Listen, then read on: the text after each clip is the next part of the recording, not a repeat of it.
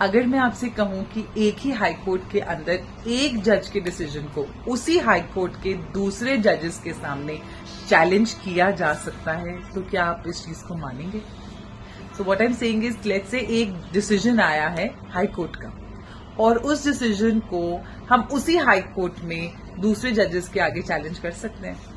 So today in this video we will talk about this concept which is called as letter patent appeal, जिसको हम abbreviation short form में बोलते हैं LPA. और इसको समझने से पहले हम समझेंगे what is an appeal and later patent appeal का हिस्टोरिकल बैकग्राउंड क्या है. क्या ये कुछ लेटेस्ट कॉन्सेप्ट है या फिर ये बहुत पुराना कॉन्सेप्ट है या एग्जिस्ट करता आ रहा है. सो जो अपील है, पहले हम बात करते हैं अपील की. So what is an appeal? Appeal is when the party who is not satisfied by the decision of the court, he goes to the higher court. वो हायर कोर्ट के आगे उस डिसीजन को चैलेंज करता है ताकि जो हायर कोर्ट है लोअर कोर्ट के डिसीजन को देखे और फिर अपना डिसीजन पास करे. सो ये जो अपील है, this is not only by the aggrieved party. Aggrieved party मतलब सिर्फ जजमेंट डेटर इसको अपील फाइल नहीं करता. Even decree holder can file an appeal. Decree holder is a person जिसके फेवर में डिक्री पास हुई है, but he may not be satisfied by the decision of the court. Let's say I asked the court, I requested the court, I prayed before the court to grant me compensation of 1 lakh rupees, but court has only compensated me 20,000 rupees. So दो decree मेरे favour में पास हुई है, 20,000 की decree मेरे favour में पास हुई है, but I am not satisfied. So even I can go for an appeal. So appeal is always filed by the aggrieved party and it is always filed to the higher court against the decision, जो कि decision उसको लगता है कि उसमें कोई legal error है या कोई गलत है उस डिसीजन में, उसमें हम अपील फाइल करते हैं. उसमें हम जब हायर कोर्ट के आगे जाते हैं उसको हम अपील कहते हैं. अब आते हैं हम लेटर पेटेंट अपील के पास.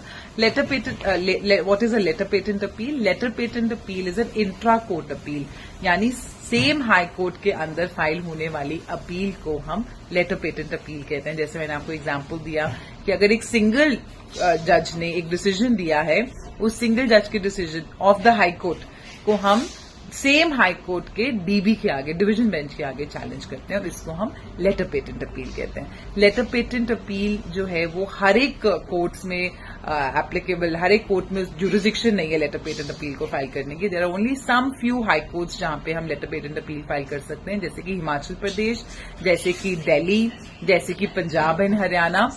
ऐसे कुछ हाई कोर्ट्स है जहां पे हम एलपीए फाइल कर सकते हैं. और जो एलपीए है उसका स्कोप बहुत लिमिटेड है. हर एक सिंगल जज के डिसीजन के अगेंस्ट आप डीबी के पास जाकर उसको चैलेंज नहीं कर सकते हो. तो बड़े लिमिटेड सब्जेक्ट मैटर्स के ऊपर आप एलपीए फाइल कर सकते हो.